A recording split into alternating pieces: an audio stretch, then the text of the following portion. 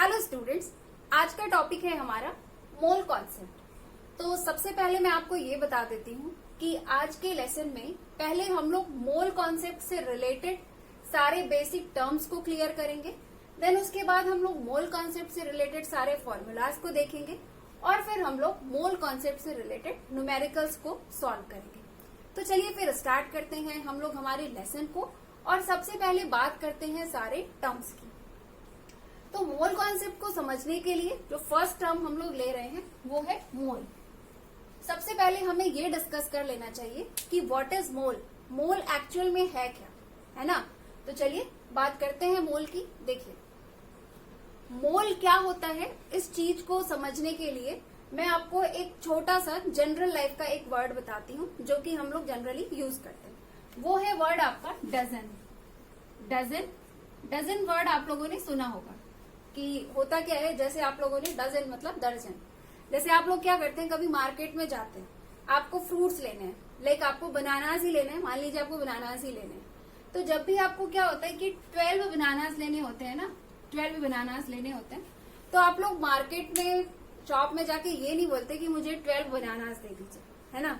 वहां पे आप क्या बोलते हैं, वहां पे आप लोग बोलते हैं हमें 1 दर्जन बनानास दे दीजिए, है ना। अगर आपको वहीं 24 बनानास लेने होते हैं तो आप बोलते हो कि हमें 2 दर्जन बनानास दे दीजिए, है ना। जनरली हम लोग ऐसे ही बोलते हैं, ठीक है। तो ये जो डजन है, ये जो डजन टर्म होता है, ये क्या शो करता है, ये एक्चुअल में एक नंबर को शो करता है और वो नंबर आपका क्या है, 12, है ना। ये 12 को शो करता है। तो ठीक इसी तरह से जैसे डजन है, ठीक इसी तरह से हमारी केमिस्ट्री में यूज होता है एक टर्म, वो है मोल। जैसे डजन एक नंबर को शो करता है, 12 नंबर को, उसी तरह से मोल जो है वो भी नंबर को रिप्रेजेंट करता है। और वो नंबर है क्या, वो नंबर है आपका 6.023 इंटू 10 टू द पावर 23। जैसे कि अगर मैं आपसे बोलूं कि मेरे पास एक केमिकल है, मान लीजिए मैंने अपने हाथ में एक थोड़ा सा केमिकल लिया हुआ है, ठीक है। मान लीजिए एक टेस्ट ट्यूब में मैंने थोड़ा सा केमिकल लिया हुआ है और मैं आपसे बोल रही हूँ कि इस केमिकल में 1 मोल एटम्स है। क्या है, 1 मोल एटम्स है। तो आप तुरंत समझ जाइए कि मैं कितने एटम्स की बात कर रही हूँ। मैं बात कर रही हूँ 6.023 into 10 to the power 23 atoms की, है ना। जैसे डजन एक 12 नंबर को रिप्रेजेंट करता है, ठीक वैसे ही मोल जो है आपका क्या रिप्रेजेंट करता है, 6.023 into 10 to the power 23 number को, ठीक है। अगर आपसे कहीं पर कहा जाए कि इस पर्टिकुलर कंपाउंड में 1 मोल एटम्स है, तो आप समझ जाइए कि उसमें 6.023 into 10 to the power 23 atoms है।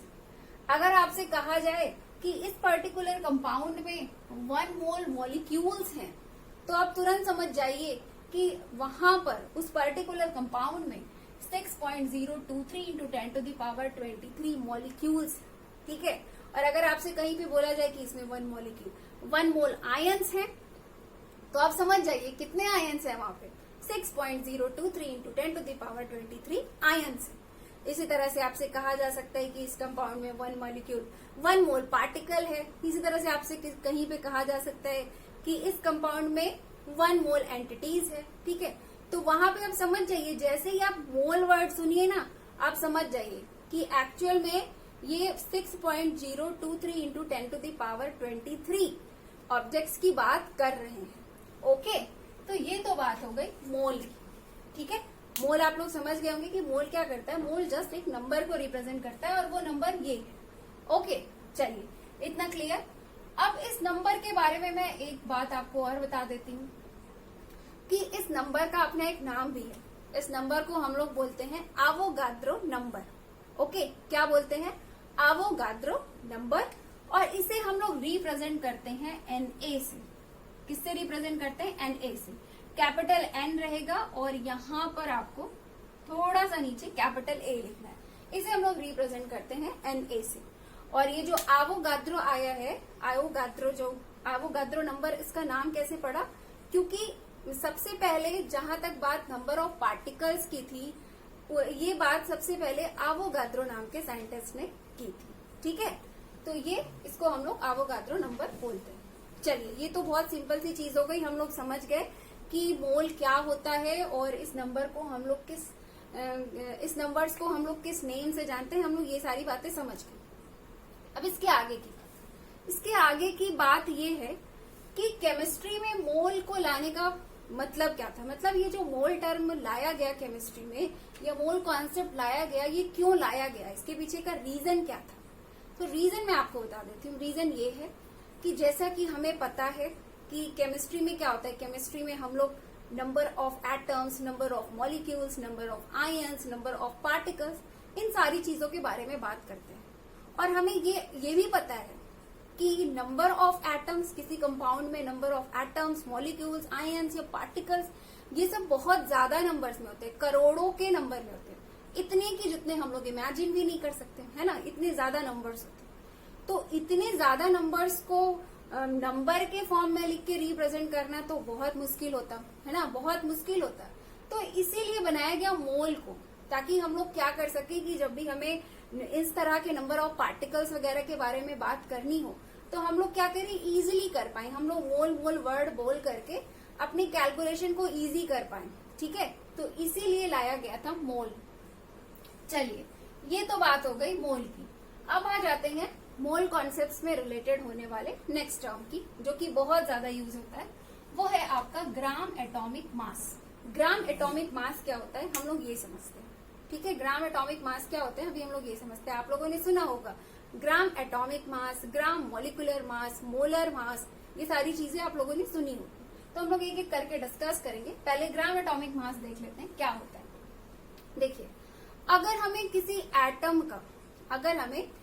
एटम का एटॉमिक मास बताना होता है तो हम लोग किस यूनिट का यूज करते हैं, एएमयू यूनिट का, है ना। अगर जैसे कि मैं आपसे पूछूं कि ऑक्सीजन एटम का एटॉमिक मास कितना है, तो आप लोग बताते हो ना, आप लोग इजीली बोलते हो 16 AMU, है ना। अगर मैं आपसे पूछूं कि कार्बन एटम का एटॉमिक मास कितना है, तो आप लोग बताते हो 12 AMU, है ना। लास्ट लेक्चर में हम लोग ये सारी चीजें डिस्कस कर चुके हैं कि जो एटॉमिक मास की यूनिट होती है वो AMU होती है ना। किसी एक एटम का अगर हमें मास बताना हो, यानी कि एटॉमिक मास बताना हो, तो हम लोग कौन सी यूनिट यूज करते हैं, AMU, है ना। ये चीज हमें पहले से पता है कि अगर हमें सिर्फ एक एटम का मास बताना हो तो हम लोग क्या करते हैं, AMU टर्म यूज करते हैं, ठीक है। जैसे कि एग्जाम्पल के तौर पे ऑक्सीजन एटम का मतलब केवल एक O एटम का एटॉमिक मास अगर हमें बताना होता है तो हम लोग क्या यूज करते हैं, हम लोग बोलते हैं AMU यूनिट यूज करते हैं। हम बताते हैं कि 16 AMU होता है हमारे एक सिंगल एटम का एटॉमिक मास, ठीक है। इतना क्लियर। अब इसके आगे की बात समझिए। अब इसके आगे की बात ये है कि अगर हम लोग क्या करें कि इसी एटम के मास को हम लोग AMU में ना बता करके बल्कि ग्राम में बता दें, तो उस वक्त टर्म यूज होता है ग्राम एटॉमिक मास। बात समझ रहे हैं। बात ये है कि जब आप लोग क्या करते हैं, जब आप लोग किसी भी एटम का एटॉमिक मास बताते हैं तो उस दौरान हम लोग क्या यूनिट यूज करते हैं, AMU, ठीक है। अब अगर हम लोग क्या करें, किसी एटम के मास को AMU में ना बता करके AMU की जगह ग्राम यूनिट अगर यूज करके बताएं तो वो कहलाएगा ग्राम एटॉमिक मास। समझ रहे हैं। किसी एटम के वजन को जब आप AMU में बता रहे हैं तो वो कहलाता है एटॉमिक मास, और जब आप किसी एटम के वजन टर्म मैं इसलिए यूज कर रही हूँ ताकि आपको इजीली बात समझ में आए, है ना। जनरल लाइफ का टर्म है तो आपको इजीली समझ में आएगा। तो वजन, और अगर हमें क्या करना पड़े, किसी एटम के वजन को जब हम लोग ग्राम में बताते हैं तो उसे हम लोग बोलते हैं ग्राम एटॉमिक मास। इतना क्लियर। चलिए, इतनी बात आप लोग को क्लियर हो गई। अब इसके आगे की बात मैं आपको बताती हूँ, और हो सकता है कुछ बच्चों के माइंड में ये क्वेश्चन आने भी लगा हो, ये क्वेश्चन भी आने लगा हो कि मैम AMU तो समझ में आता है, एक ऑक्सीजन एटम का एटॉमिक मास AMU तो हमें समझ में आता है, लेकिन 16 ग्राम कैसे हो सकता है।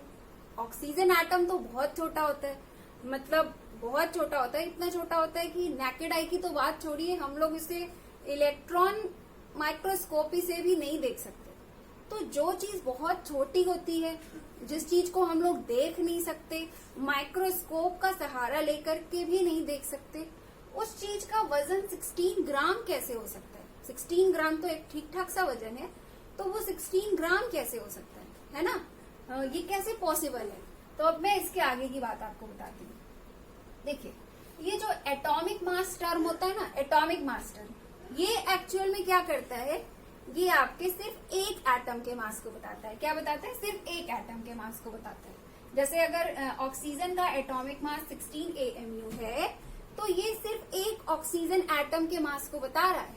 लेकिन ये जो ग्राम एटॉमिक मास टर्म होता है ना, ग्राम एटॉमिक मास टर्म, ये एक्चुअल में सिर्फ एक एटम का मास नहीं, बल्कि एक मोल एटम के मास को बताता है।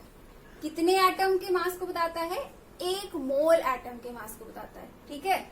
अगर कहीं पर आपको ये देखने को मिले कि ऑक्सीजन का मास 16 AMU है, तो वहां पर आप समझ जाइए कि यहाँ पे सिर्फ एक ऑक्सीजन एटम की बात हो रही है, सिर्फ एक O की बात हो रही है। ठीक है, सिर्फ एक O की बात हो रही है, यानी कि एटॉमिक मास की बात हो रही है। लेकिन अगर कहीं पर आपको ये देखने को मिल जाए कि ऑक्सीजन का मास, ऑक्सीजन एटम का मास 16 ग्राम है, तो आप वहां पे ये समझ जाइए कि यहाँ पे एटॉमिक मास नहीं, बल्कि ग्राम एटॉमिक मास की बात हो रही है। यहाँ पे ये सिर्फ एक O एटम की नहीं, बल्कि ये एक मोल O एटम की बात कर रहे हैं। एक मोल मतलब 6.023 इंटू 10⁻23 एटम्स की बात कर रहे हैं। समझ पा रहे हैं? अगर कहीं पर आपको ये देखने को मिले कि ऑक्सीजन का मास 16 ग्राम है, तो आप वहां पे समझ जाइए कि यहाँ पे एटॉमिक मास की नहीं, बल्कि ग्राम एटॉमिक मास की बात हो रही है। और ग्राम एटॉमिक मास सिर्फ एक एटम के मास को नहीं, बल्कि एक मोल एटम के मास को बताता है, यानी कि 6.023 इंटू 10⁻23 एटम्स के मास को बताता है। ओके, तो फर्क दोनों में समझ में आया कि क्या होता है एटॉमिक मास और क्या होता है ग्राम एटॉमिक मास, क्या होता है आपका AMU यूनिट और क्या होती है ग्राम यूनिट। AMU लिखा हो तो उसका हम क्या मतलब निकालें, और ग्राम लिखा है तो हम उसका क्या मतलब निकालें। समझ पा रहे हैं? चलिए, तो ये तो बात हो गई ग्राम एटॉमिक मास की। तो अगर आपको ग्राम एटॉमिक मास समझ में आ गया है, तो नेक्स्ट टर्म भी समझ लेते हैं। नेक्स्ट टर्म है हमारा ग्राम मॉलिक्यूलर मास। अब कुछ बच्चे सिर्फ इसका नेम देखते ही बात समझ गए होंगे कि अब क्या बात होने वाली।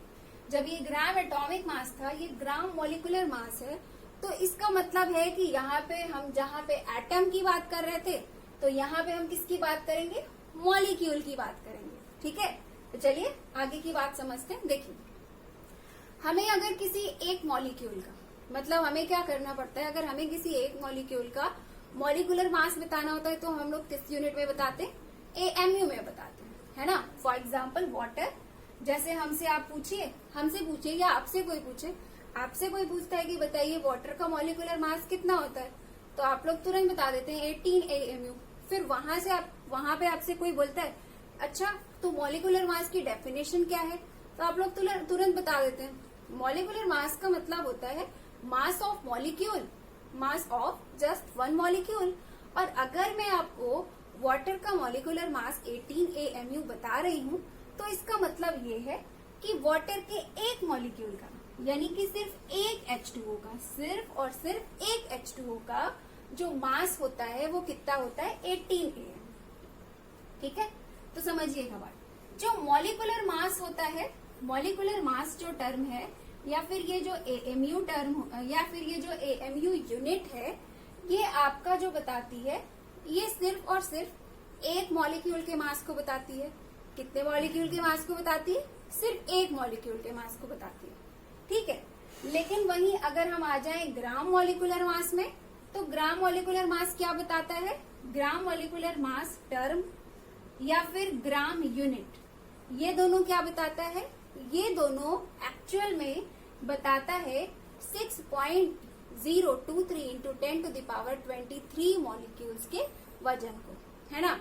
अगर कहीं पर आपको किसी क्वेश्चन में ये देखने को मिले कि वाटर मॉलिक्यूल का मास 18 AMU है, दिस मीन्स कि वहां पर वो एक वाटर मॉलिक्यूल का मॉलिक्यूलर मास बता रहे हैं, ठीक है। लेकिन अगर वहीं पर आपको किसी क्वेश्चन में ये देखने को मिले कि वाटर मॉलिक्यूल का मास 18 ग्राम है, तो आप समझ जाइएगा कि ये यहाँ पे वाटर के एक मॉलिक्यूल की नहीं बल्कि एक मोल वाटर की बात कर रहे हैं। ये 6.023 इंटू 10⁻23 वाटर मॉलिक्यूल्स के मास को बता रहे हैं, ठीक है। तो अभी आप लोग समझ गए होंगे कि ग्राम मॉलिक्यूलर मास क्या होता है, ठीक है। ग्राम एटॉमिक मास और ग्राम मॉलिक्यूलर मास एक्चुअल में एक मोल एंटिटीज के मास को बताता है। और ये जो टर्म होता है ना एटॉमिक मास और मॉलिक्यूलर मास, ये आपके सिर्फ वन एटम या सिर्फ वन मॉलिक्यूल के सिर्फ वन एटम और ये सिर्फ वन मॉलिक्यूल के मास को बताता है। तो ये बात हो गई हमारे किसकी, ग्राम एटॉमिक मास और ग्राम मॉलिक्यूलर मास की। समझ रहे हैं आप लोग। तो आगे से आप लोग कभी भी AMU और ग्राम में कंफ्यूज मत होइएगा। ग्राम और AMU अगर आपको दिखे तो दोनों में फर्क को समझिएगा, ठीक है। अक्सर बच्चे क्या करते हैं, जहाँ पे AMU को ग्राम को AMU समझ के क्वेश्चन गलत सॉल्व कर देते हैं। तो इस चीज के फर्क को दिमाग में बिठा लीजिए। चलिए, ये तो बात हो गई ग्राम एटॉमिक मास और ग्राम मॉलिक्यूलर मास की। एक चीज मैं आपको और बताना चाहती हूँ कि ग्राम एटॉमिक मास और ग्राम मॉलिक्यूलर मास को हम लोग ऑल टुगेदर मोलर मास भी कहते हैं। और मोलर मास क्यों कहते हैं आप लोग समझ गए होंगे, क्योंकि ये ग्राम एटॉमिक मास और ग्राम मॉलिक्यूलर मास एक्चुअल में वन मोल एंटिटी के वजन को बताता है ना, वन मोल एंटिटी के मास को बताता है। तो हम इसे मोलर मास तो कह ही सकते हैं, ठीक है। अब देखिए एग्जाम में कभी कभी ग्राम एटॉमिक मास की जगह पे मोलर मास वर्ड लिख करके भी आता है, ठीक है। और इसकी जगह पे भी ग्राम मॉलिक्यूलर मास की जगह पर भी मोलर मास टर्म लिख करके आता है। तो इस चीज को जानते रहिएगा। चलिए, आप लोग मोल समझ गए, ग्राम एटॉमिक मास समझ गए, ग्राम मॉलिक्यूलर मास समझ गए, मोलर मास समझ गए। और आप लोग ये भी समझ गए कि एटॉमिक मास और ग्राम एटॉमिक मास में क्या फर्क है, AMU और ग्राम में क्या फर्क है। और आप लोग ये भी समझ गए कि मॉलिक्यूलर मास और ग्राम मॉलिक्यूलर मास में क्या फर्क है। ये सारी टर्म्स आप लोगों को क्लियर हो गए। अब यहाँ से आपके न्यूमेरिकल कभी गलत नहीं होंगे। चलिए, अब आ जाते हैं हम लोग हमारे नेक्स्ट टर्म में, जो कि है मोलर वॉल्यूम। तो अब ये समझते हैं कि ये जो टर्म है मोलर वॉल्यूम, इसका क्या मतलब है। तो अब इसको भी डिस्कस कर लेते हैं, है ना। तो इसकी भी बात कर लेते हैं। तो पहले मैं इसको डिफाइन कर देती हूँ, फिर मैं आपको एक्सप्लेन कर देती हूँ। तो डेफिनेशन है इसका, the molar volume is the volume occupied by 1 mole of any gas at room temperature and pressure। देखिए, रूम टेम्परेचर और प्रेशर पर किसी गैस के एक मोल के द्वारा जितना वॉल्यूम ऑक्युपाई किया जाता है उसे ही बोलते हैं हम लोग क्या, मोलर वॉल्यूम। फिर से बताती हूँ, नहीं समझ में आया तो फिर से बताती हूँ। देखिए, मोलर वॉल्यूम का क्या मतलब होता है। मोलर वॉल्यूम का मतलब होता है कि आपके रूम टेम्परेचर पे किसी गैस के एक मोल अमाउंट के द्वारा जितना भी वॉल्यूम ऑक्युपाई कर लिया जाता है उस वॉल्यूम को हम लोग बोलते हैं मोलर वॉल्यूम। बहुत मतलब देखा जाए तो नेम से ही क्लियर हो रहा है, मोलर वॉल्यूम, एक मोल गैस के द्वारा ऑक्युपाइड वॉल्यूम, सिंपल सी चीज। चलिए, तो ये बात आप लोगों को समझ में आ गई होगी कि मोलर वॉल्यूम क्या होता है। अब हम लोग मोलर वॉल्यूम से रिलेटेड कुछ इंपॉर्टेंट पॉइंट्स को समझेंगे। वो पॉइंट्स ये हैं। मैं सबसे पहले आपको ये बता देती हूँ कि जो आइडियल गैस होती है ना, आइडियल गैस के एक मोल का जो वॉल्यूम होता है वो होता है 22.4 लीटर। इसका क्या मतलब है, इसका ये मतलब है कि एक मोल आइडियल गैस के द्वारा कितनी जगह घेरी जाती है, मतलब कितना वॉल्यूम घेरा जाता है, 22.4 लीटर। ओके, चलिए, और ये जो 22.4 लीटर जो मैं आपको बता रही हूँ ये ओल्ड डेटा है।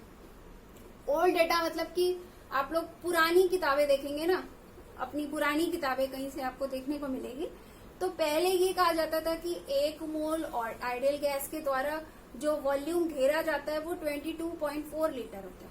लेकिन अभी प्रेजेंट सिनेरियो में ये बताया जाता है कि 1 मोल आइडियल गैस होती है उनके द्वारा घेरी जाती है 22.7 लीटर वॉल्यूम। यानी कि अभी प्रेजेंट टाइम में ये कहा जाता है कि 1 मोल आइडियल गैस का मोलर वॉल्यूम जो होता है वो 22.7 लीटर।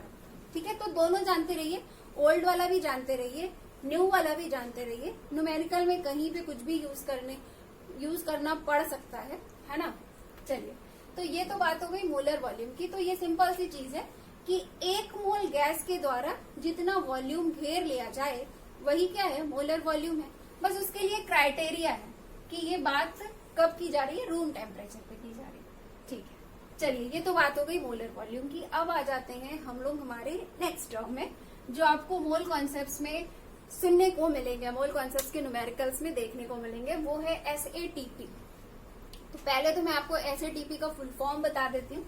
SATP का फुल फॉर्म होता है standard ambient temperature and pressure.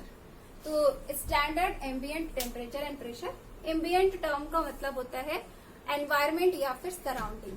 मतलब किसी गैस के, जिस गैस के बारे में आप डिस्कस कर रहे हैं, जिसका भी मोलर वॉल्यूम बता रहे हैं, उसके सराउंडिंग कैसा एनवायरमेंट है, उसके सराउंडिंग किस तरह का टेम्परेचर एंड प्रेशर है। ठीक है, ये SATP का यही मतलब है, standard ambient temperature and pressure. तो अब हमें ये जानना पड़ेगा कि स्टैंडर्ड टेम्परेचर एंड प्रेशर होता कितना है ना। स्टैंडर्ड टेम्परेचर एंड प्रेशर होता कितना है, तो टेम्परेचर आपका होता है 25 डिग्री सेल्सियस और प्रेशर जो होता है वो आपका 1 बार होता है। अच्छा, चलिए, ये जो मैं आपको बता रही हूँ SATP का फुल फॉर्म, फिर ये SATP हम लोग डिस्कस तो कर रहे हैं, हम लोग देख तो रहे हैं कि SATP पर टेम्परेचर कितना होता है, प्रेशर कितना होता है, इसका फुल फॉर्म तो देख रहे हैं हम लोग, ये सारी चीजें देख तो रहे हैं। पर SATP हम लोग डिस्कस कर क्यों रहे हैं, इसका यूज क्या है ना। तो मैं आपको बता देती हूँ कि जैसे हमें क्या करना होता है NTP पर, मतलब नॉर्मल टेम्परेचर एंड प्रेशर पर, या फिर STP पर, मतलब स्टैंडर्ड टेम्परेचर एंड प्रेशर पर, या फिर रूम टेम्परेचर पर हमें आइडियल गैस के वॉल्यूम से रिलेटेड कोई कैलकुलेशन करना होता है। तो उस केस में हम लोग क्या करते हैं, उन सारे केस में हम लोग क्या करते हैं, आइडियल गैस के 1 मोल का जो वॉल्यूम होता है हम रखते हैं 22.7 लीटर। ठीक है, 22.7 लीटर रखते हैं। लेकिन मैं आपको बता दूं कि जब हमें क्या करना होता है, आइडियल गैस के 1 मोल आइडियल गैस के वॉल्यूम से रिलेटेड कोई कैलकुलेशन हमें SATP पर करना होता है, standard ambient temperature and pressure पे करना होता है।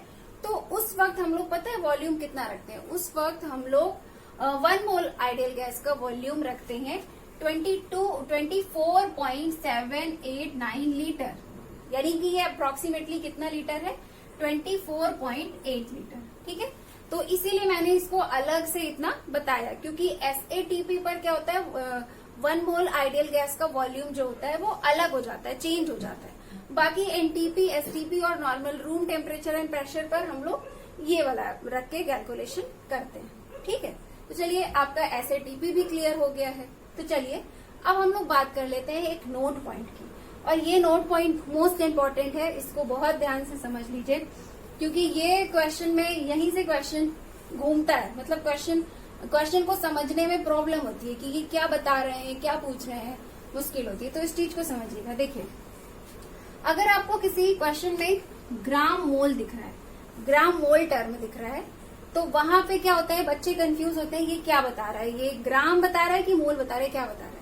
तो ग्राम मोल का मतलब होता है मोल। एक्चुअली में अगर ग्राम मोल लिखा हो ना, अगर क्वेश्चन में लिखा हो कि 1 ग्राम मोल दिस कंपाउंड या 1 ग्राम मोल दिस मॉलिक्यूल, ऐसा कुछ लिखा हो, तो आप समझ लेना कि वहां मोल की बात हो रही है। अगर 1 ग्राम मोल मतलब 1 मोल, 2 ग्राम मोल मतलब 2 मोल। ठीक है, तो ग्राम मोल टर्म एक्चुअल में मोल को दर्शाता है। इसी तरह से अगर आपको किसी क्वेश्चन में इस तरह से देखने को मिले 1 ग्राम एटम, 1 ग्राम मॉलिक्यूल्स, 1 ग्राम आयंस, तो आप वहां पे ये समझ जाइएगा कि एक्चुअल में यहाँ पे ये जो 1 ग्राम एटम्स, 1 ग्राम मॉलिक्यूल्स या 1 ग्राम आयंस देता है, इसका मतलब होता है कि ये 1 मोल की बात कर रहे हैं, ठीक है। क्योंकि किसी एक सिंगल एटम का मास तो 1 ग्राम हो भी नहीं सकता, है ना। अगर कहीं पे ग्राम वर्ड आ जाता है ना, तो ग्राम अपने आप अंडरस्टूड होता है कि ये एक्चुअल में किसी एक एटम के वजन के बारे में तो बात नहीं कर रहे हैं, ये बल्कि एक मोल एटम के वजन के बारे में बात कर रहे हैं, या एक मोल मॉलिक्यूल के वजन के बारे में बात कर रहे हैं, या एक मोल आयंस के बारे में बात कर रहे हैं। जैसे यहाँ पे हम लोगों ने नहीं समझा था कि एटॉमिक मास की जगह ग्राम एटॉमिक मास आ जाए, तो समझ लीजिए कि ये पूरे एक मोल एटम के वजन की बात हो रही है ना। जैसे यहाँ पे समझा था हम लोगों ने, ठीक उसी तरह से जैसे यहाँ पे ग्राम ग्राम देख के हम लोगों ने समझा था, ठीक इसी तरह से यहाँ पे भी मैं आपको अलग से नोट पॉइंट डलवा के इसलिए मेंशन कर रही हूँ क्योंकि मैंने न्यूमेरिकल में देखा है इस तरह से यूज होते हुए। मोल की जगह पे ग्राम दिया होता है, ग्राम टर्म दिया होता है। तो इस चीज को समझिएगा कि अगर कहीं पे 1 ग्राम एटम्स की मास की बात कर रहा है, या 1 ग्राम मॉलिक्यूल्स की बात कर रहा है, या 1 ग्राम आयंस की बात कर रहा है, तो आप लोग समझ जाइएगा कि एक्चुअल में ये 1 मोल एटम्स की बात कर रहा है, 1 मोल मॉलिक्यूल्स की बात कर रहा है, या 1 मोल आयंस की बात कर रहा है, ठीक है। तो ये हमारे कुछ बेसिक टर्म्स थे जो कि मोल कॉन्सेप्ट में बहुत ज्यादा यूज होते हैं। ये बहुत हर बच्चे का ये क्लियर होना जरूरी होता है, ठीक है। चलिए, ये तो हमारे पॉइंट्स की बात हो गई। अब चलिए हम लोग फॉर्मूले की बात करते हैं। मोल कॉन्सेप्ट में यूज होने वाले सारे इंपॉर्टेंट फॉर्मूलाज को देखते हैं। मोल कॉन्सेप्ट से रिलेटेड हमारे पास यहाँ पर टोटल 4 फॉर्मूलाज हैं। मैं एक एक करके आपको सारे फॉर्मूलाज बता देती हूँ, और साथ ही साथ आपको ये भी बता देती हूँ कि किस फॉर्मूले का यूज आपको कब करना है। ओके, तो चलिए सबसे पहले फर्स्ट फॉर्मूला देखते हैं। फर्स्ट फॉर्मूला है आपका मोल्स, यानी कि number of moles. Number of moles equal to होता है आपका नंबर ऑफ पार्टिकल्स। पार्टिकल्स का मतलब एटम्स या फिर मॉलिक्यूल्स या फिर आयंस। तो number of moles is equal to, first formula हमारा क्या है, number of moles is equal to number of particles upon Avogadro number. Okay, first formula हमारा है number of moles is equal to number of particles upon Avogadro number. इस फॉर्मूले का use आपको कब करना है? इस फॉर्मूले का यूज आपको तब करना है जब आपके क्वेश्चन में नंबर ऑफ एटम्स, मॉलिक्यूल्स या फिर नंबर ऑफ आयंस की बात की जा रही है, ठीक है। तो तब इस वाले फॉर्मूले का आप लोग यूज करिएगा। आते हैं सेकंड फॉर्मूला में। सेकंड फॉर्मूला है हमारा number of moles is equal to mass of substance in gram, या फिर मास ऑफ सब्सटेंस की जगह पर, मतलब मास की जगह पर वेट टर्म भी यूज हो सकता है, ठीक है। चाहे मास बोले चाहे वेट बोले, आप लोग समझिएगा दोनों एक ही चीज है, ठीक है। हाँ, तो सेकंड फॉर्मूला मैं बता देती हूँ पहले। तो number of moles is equal to क्या होता है, mass of substance in gram or weight of substance in gram upon molar mass. ये वाला फॉर्मूला आप लोगों ने पहले भी सुना होगा, N is equal to W upon M. Number of moles is equal to weight of substance in gram upon molar mass. तो इस फॉर्मूले का यूज आपको कब करना है? इस फॉर्मूले का यूज आपको उस वक्त करना है जब आपके क्वेश्चन में क्या दिया हो, जब आपके क्वेश्चन में सब्सटेंस का वेट दिया हो, या फिर कह लीजिए कि सब्सटेंस का मास दिया हो। ओके, चलिए अब आ जाते हैं थर्ड फॉर्मूले में। थर्ड फॉर्मूला है हमारा मोल्स ऑफ गैस, या फिर कह लीजिए number of moles of gas at STP और एनटीपी, स्टैंडर्ड टेम्परेचर और प्रेशर, या फिर नॉर्मल टेम्परेचर एंड प्रेशर, या फिर रूम टेम्परेचर एंड प्रेशर पे भी अगर आपसे number of moles of gas पूछ रहा है, number of moles of gas पूछ रहा है, तो number of moles of gas is equal to क्या होता है, volume of gas in litre upon 22.4। तो मैं यहाँ पे 22.4 वही मतलब पुरानी वाली वैल्यू ले रही हूँ। आइडियल गैस के केस में मैंने आपको बताया था ना कि आइडियल गैस के 1 मोल का जो वॉल्यूम होता है वो 22.4 लीटर होता है। तो यहाँ पे हम लोग ओल्ड वाली वैल्यू ले रहे हैं, क्योंकि अभी तक में जो भी मुझे क्वेश्चंस दिख रहे हैं वहां पे ओल्ड वैल्यूज से ही कैलकुलेशन हो रहा है। अगर आपको कहीं पे 22.7 वाले की नीड होगी तो उसको रखिएगा, अगर क्वेश्चन में कहीं पर नीड रहती है तो, ठीक है। तो इस फॉर्मूले का यूज आपको कब करना है? इस फॉर्मूले का यूज आपको तब करना है जब आपके क्वेश्चन में किसी गैस के वॉल्यूम के बारे में बात की जा रही है, ठीक है। तो इस फॉर्मूले का यूज आप लोग को तब करना है। तो यहाँ पे आप लोग देख पा रहे हैं कि यहाँ पे मोल्स से रिलेटेड हमें जो 3 फॉर्मूलाज दिखाई पड़े हैं, इनमें किन किन चीजों की बात हो रही है। फर्स्ट फॉर्मूले में बात हो रही है नंबर ऑफ पार्टिकल्स की, है ना, और सेकेंड फॉर्मूले में बात हो रही है वेट ऑफ सब्सटेंस की, यानी कि मास ऑफ सब्सटेंस की, और थर्ड फॉर्मूले में बात हो रही है वॉल्यूम ऑफ गैस की। तो इससे हमें क्या पता चलता है? इससे हमें ये पता चलता है कि जो मोल का कॉन्सेप्ट है, जो मोल कॉन्सेप्ट है, इसका यूज करके हम लोग नंबर का तो पता कर ही सकते हैं, नंबर ऑफ पार्टिकल्स का तो पता कर ही सकते हैं, लेकिन साथ ही साथ इसका यूज करके हम लोग किसी सब्सटेंस के वेट का भी पता कर सकते हैं, मास ऑफ सब्सटेंस भी पता कर सकते हैं, और साथ ही साथ हम लोग गैस का वॉल्यूम भी पता कर सकते हैं, है ना। क्योंकि अगर हमें कहीं पे पता हो कि कितने पार्टिकल्स होंगे, किसी सब्सटेंस में कितने पार्टिकल होंगे, तो हम कहीं ना कहीं उसके वजन का, यानी कि उसके मास का भी अंदाजा लगा सकते हैं, है ना। और अगर हमें नंबर ऑफ पार्टिकल्स के बारे में पता हो तो कहीं ना कहीं, अगर मतलब नंबर ऑफ पार्टिकल्स से मेरा सेंस था, मतलब अगर नंबर ऑफ पार्टिकल्स हमें पता हो तो हम कहीं ना कहीं वॉल्यूम का भी पता लगा सकते हैं, ठीक है। तो मैं ओवरऑल ये बताना चाहती हूँ कि इन सारे फॉर्मूलाज को देख के आपको क्या पता चल रहा है? इससे ये पता चल रहा है कि मोल कॉन्सेप्ट का यूज हम लोग नंबर ऑफ पार्टिकल्स तो कैलकुलेट करने के लिए तो करते ही हैं, लेकिन साथ ही साथ इसका यूज करके हम लोग वॉल्यूम ऑफ गैस भी निकाल सकते हैं, वेट ऑफ सब्सटेंस भी निकाल सकते हैं। ओके, चलिए अब इसके आगे की बात समझते हैं। इसके आगे की बात ये है कि अगर आप लोग देखें तो ये तीनों ही फॉर्मूले जो है वो किसको दिखा रहे हैं? नंबर ऑफ मोल्स को दिखा रहे हैं ना, स्मॉल एन। तीनों ही नंबर ऑफ मोल्स की बात हो रही है तीनों में ही। देखिए मैं आपको बता दूं, नंबर ऑफ मोल्स को हम लोग स्मॉल एन से रिप्रेजेंट करते हैं। तो तीनों ही जगह पे यहाँ पे बात किसकी हो रही? नंबर ऑफ मोल्स की ही हो रही है। तीनों फॉर्मूला एक ही चीज को रिप्रेजेंट कर रहा है। तो हम लोग चाहे तो हम लोग इस तरह से भी लिख सकते हैं ना कि small N is equal to हम लोग ये भी लिख सकते हैं, मास अपॉन मोलर मास भी लिख सकते हैं। साथ ही साथ स्मॉल एन किसके इक्वल है? Number of particle upon N के भी इक्वल है, और ये स्मॉल एन इसके भी इक्वल है, volume of gas in litre upon 22.4 के भी इक्वल है ना। तो हम लोग चाहें तो स्मॉल एन के इक्वल ये तीनों चीजें साथ में दिखा सकते हैं। तो इससे हमारा फायदा क्या है कि हम इन तीनों फॉर्मूलाज को इंटर रिलेट भी कर सकते हैं। कई बार क्वेश्चंस में ऐसा भी होता है कि यहाँ की चीजें देकर आपसे यहाँ की चीजें पूछ रहे हैं, है ना। तो अगर हम तीनों फॉर्मूलाज को इंटर रिलेट करे रहेंगे, हमें पता रहेगा कि तीनों ही चीज स्मॉल एन के इक्वल है, तो हमें क्या होगा, आगे कैलकुलेशन करने में इजी होगा। तो एक ये इंटर रिलेटेड फॉर्मूला भी आप लोग माइंड में रखिएगा, ठीक है। अब चलिए हम लोग ये आ जाते हैं कि ये जो सारे टर्म्स हम लोग पढ़ रहे हैं इनको कैसे रिप्रेजेंट करते हैं, किससे रिप्रेजेंट करते हैं।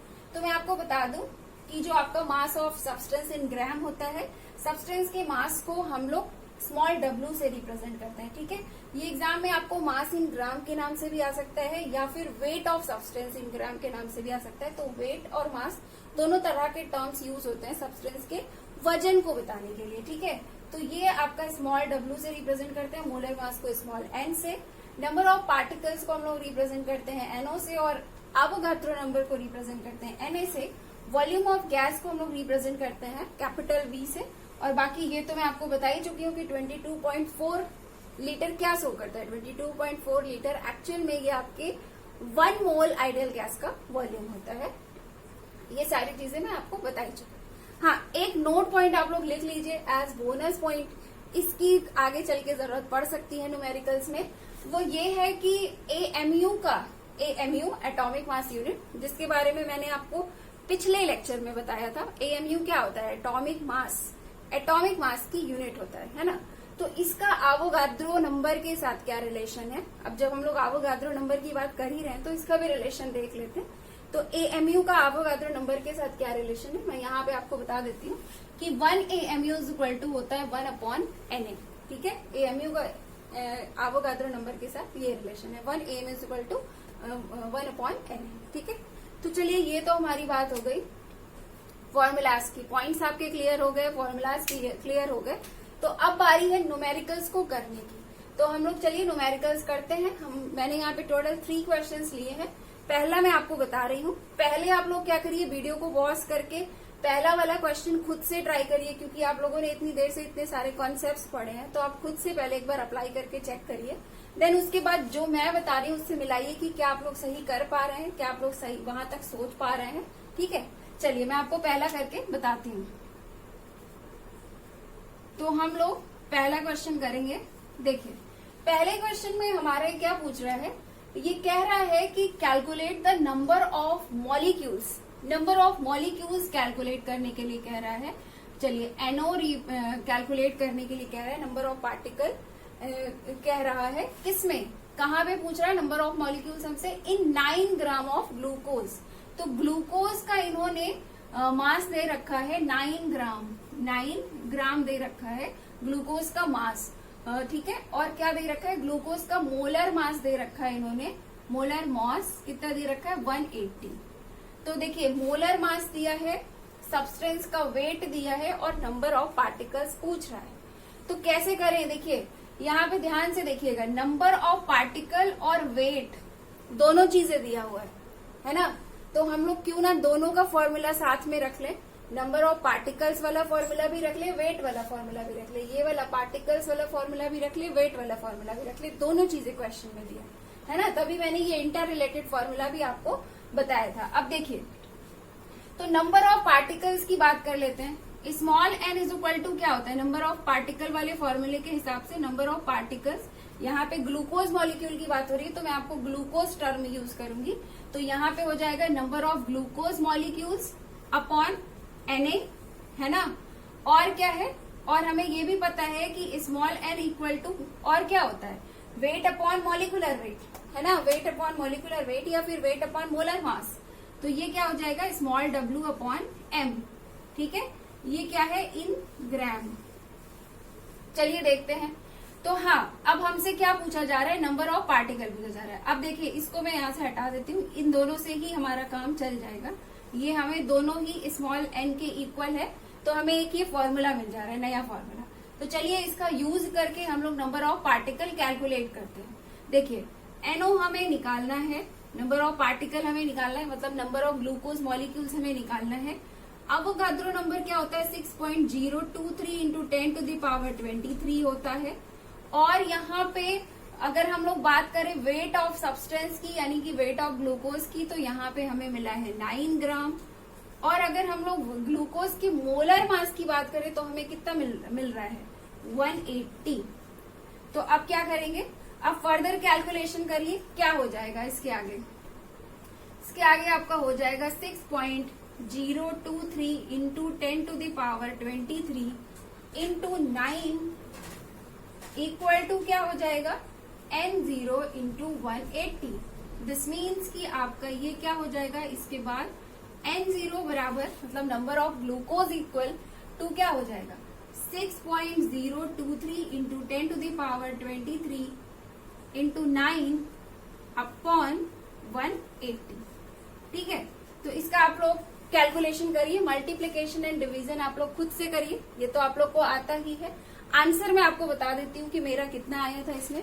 मेरा इसमें आंसर आया था आपका 3.01, मेरा आंसर आया था 3.01 इंटू 10 टू द पावर 22। क्या हो जाएगा? क्या पूछ रहा है हमसे? ग्लूकोज के मॉलिक्यूल्स पूछ रहा है, तो इतने हो जाएंगे 3.01 into 10 to the power 22 glucose molecules,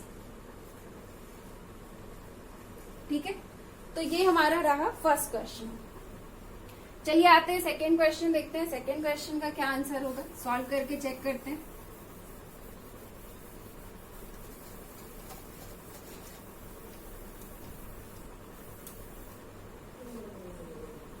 second question भी करके देख लेते हैं क्या आता है। देखिए सेकेंड में हमसे क्या पूछ रहा है? सेकेंड में कह रहा है calculate the weight of 0.25 gram atom of calcium. हमसे क्या पूछा जा रहा है? वेट, मतलब वेट इन ग्राम, है ना। स्मॉल w पूछ रहा है और दिया क्या हुआ है क्वेश्चन में? कह रहा है 0.25 ग्राम ऑफ एटम। इस चीज को देख के कुछ याद आ रहा है? मैंने जस्ट पहले आपको यहाँ पर लिख करके एक नोट पॉइंट बताया था।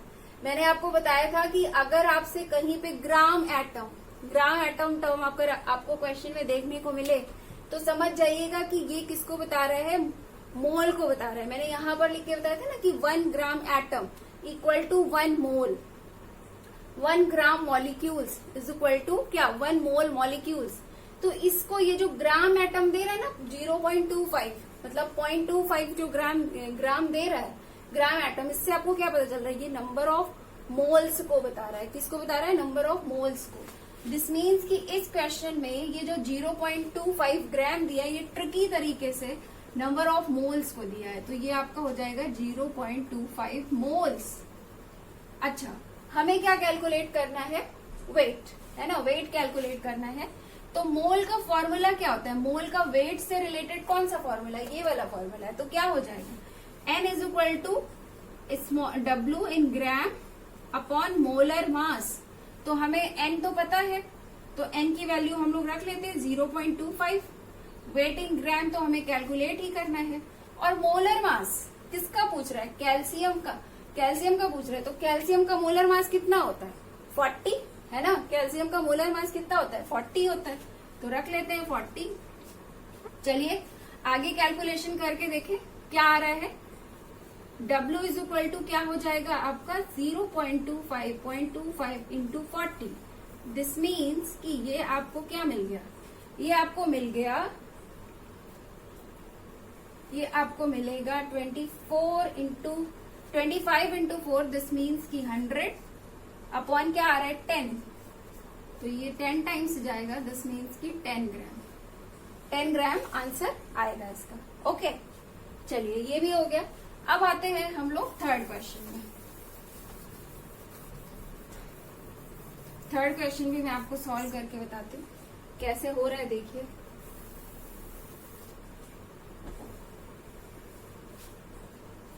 क्वेश्चन है हमारे पास, calculate the volume of 1.4 gram of nitrogen gas N2 क्योंकि देखिए गैस है ना, तो गैस, नाइट्रोजन गैस का मतलब होता है कि नाइट्रोजन आपका N2 के फॉर्म में है, ठीक है। N के फॉर्म में नहीं है, सिर्फ सिंगल एटम नहीं है, N2 के फॉर्म में। क्योंकि N2 नाइट्रोजन जो होता है वो गैस फेज में किस फॉर्म में एग्जिस्ट करता है, N2 के फॉर्म में, ठीक है। चलिए तो ये हमें दे रहा है। अब हमें वॉल्यूम कैलकुलेट करना है, यहाँ पे वेट दे रहा है। तो वॉल्यूम और वेट दो तरह की चीजें है यहाँ पे, तो हम लोग क्यों ना इंटर रिलेटेड फॉर्मूले का यूज करें, वॉल्यूम वाला फॉर्मूला भी रखें और वेट वाला फॉर्मूला भी रखें, इसको भी रखें और इसको भी रखें। तो पहले इसे रखें, देखिए क्या हो जाएगा, वॉल्यूम इन लीटर अपॉन क्या हो जाएगा 22.4 इक्वल टू वेट वाला फॉर्मूला रख लेते हैं, क्या है हमारा, वेट इन ग्राम अपॉन मोलर मास। चलिए तो हो गया। हमें तो पहले तो V तो निकालना ही है, तो यहाँ पे सिर्फ ऐसे ही रख लेते हैं। ये क्या है 22.4 है। वेट इन ग्राम की बात करें तो कितना दे रहा है, 1.4 ग्राम दे रहा है। मोलर मास कितना होता है, N2 का कितना होता है, देखिए एक सिंगल नाइट्रोजन अगर होता तो सिंगल नाइट्रोजन का कितना होता है एटॉमिक मास, 14 होता है ना। अब यहाँ पे क्या ये N2 के फॉर्म में है, तो क्या हो जाएगा 28, मॉलिक्यूलर मास 28, यानी कि मोलर मास कितना हो जाएगा 28, है ना। देखिए मैंने आपको अभी सिखाया था ना, एकदम से स्टार्ट में, लेक्चर के स्टार्टिंग में ही सिखाया था कि अब लेक्चर के स्टार्टिंग में ही सिखाया था कि अगर आपको मॉलिक्यूलर मास पता है तो उसी को ग्राम में लिख दीजिए, तो वो क्या हो जाएगा मोलर मास। तो यहाँ पे क्या है, हमें इसका मॉलिक्यूलर मास पता है 28 AMU, तो अगर हम इसको मोलर मास लिखना चाहे तो 28 ग्राम लिख दें, है ना। चलिए 28 ग्राम यहाँ पे लिख देते हैं। चलिए अब आगे का कैलकुलेशन करते हैं।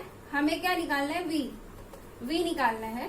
क्या हो जाएगा इसके आगे आपका क्या हो जाएगा, V इंटू 28, ये किसके बराबर आ रहा है आपका 22.4 इंटू 1.4, है ना, इंटू 1.4। क्या निकालना है V, तो ये क्या हो जाएगा 22.4 इंटू 1.4 अपॉन 28। कितना आएगा, बस इसको कैलकुलेट कर लीजिए, मल्टीप्लाई करिए, डिवाइड करिए, देखिए कितना आता है। मेरा आंसर आया था 1.12 लीटर। कितना आया था 1.12 लीटर। मैं आपको अपना आंसर बता देती हूँ, आप लोग भी कैलकुलेट करके यहाँ से मिला लीजिएगा, ठीक है। तो ये था हमारा यहाँ पे आज मोल कॉन्सेप्ट से रिलेटेड कुछ इंपॉर्टेंट कॉन्सेप्ट्स, उससे रिलेटेड सारे इंपॉर्टेंट फॉर्मूलाज और कुछ न्यूमेरिकल्स।